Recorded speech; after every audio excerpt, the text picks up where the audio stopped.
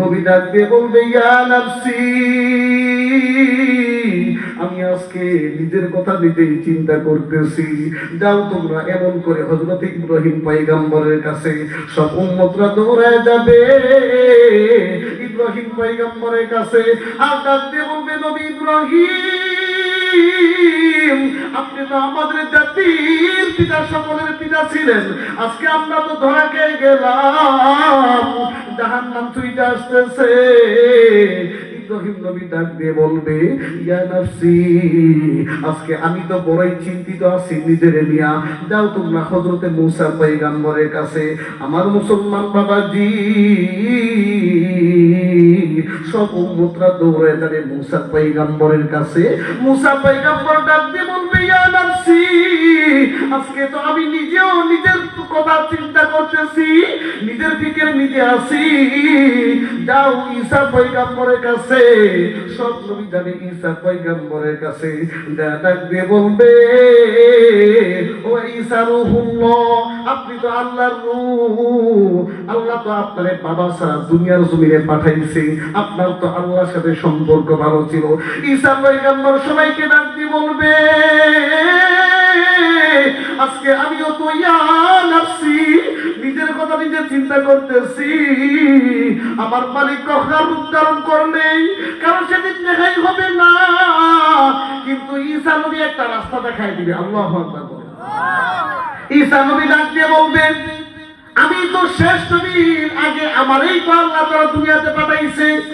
আমি তোমাদেরকে আজকে জান্নাতে নিতে পারবো না, জাহান্নামের আগুন থেকে বাঁচাইতে পারবো না, কিন্তু আজকে একটা রাস্তা দেখায় দিতে পারবো। আজকে এই জাহান্নামের এই ভয়াবহতা থেকে কেউ আজকে রক্ষা করতে পারবে না।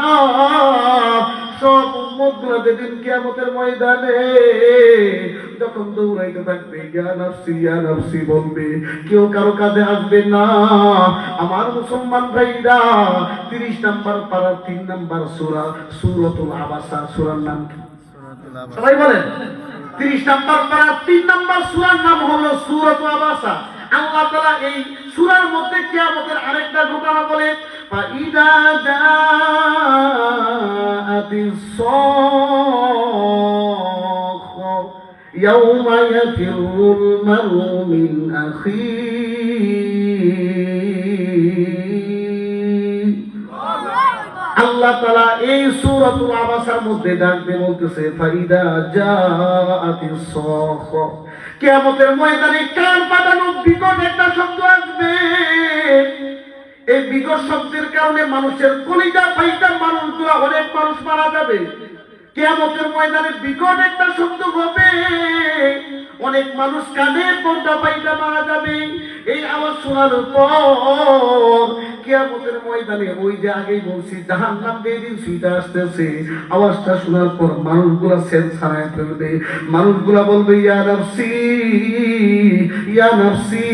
সকল উম্মতগুলা দৌড়াইতে থাকবে, পাগলের মতন কোন দিকে যাবে? উম্মতগুলা নবীদেরকে তালাশ করতে থাকবে। উম্মতগুলা দৌড়ে যাবে আদম আলাইহিস সালাতু ওয়াস সালামের কাছে। ও আদম পয়গম্বর, আপনি তো আমাদের বাবা হন, আপনি তো আমাদের সকলের বাবা, আপনি তো পৃথিবীর সর্বপ্রথম মানব, আপনি আজকে জাহান্নামের হাত থেকে আমাদেরকে বাঁচান। আদম পয়গম্বর বলবে ইয়া নাফসি ইয়া নাফসি, আমি আজকে নিজের নফসের কথা চিন্তা করতেছি। কারণ হইল ওই যে জান্নাতের মধ্যে আমার আল্লাহ বলছিল আদম রে ওই গাছের কাছে যাইস না। আমি আদম ভুল করে গাছের কাছে গিয়েছিলাম, আমি তো আজকে সেই চিন্তায় আছি আমার মালিক যদি আমার ধইরা ফেলে আমি আদমের কি হবে। যাও নূহ নবীর কাছে, সকল নবীর উম্মতরা সবাই যাবে নূহ নবীর কাছে। নূহ নবী ডাক দিয়ে বলবে ইয়া নাফসি, আমি আজকে নিজের কথা নিজেই চিন্তা করতে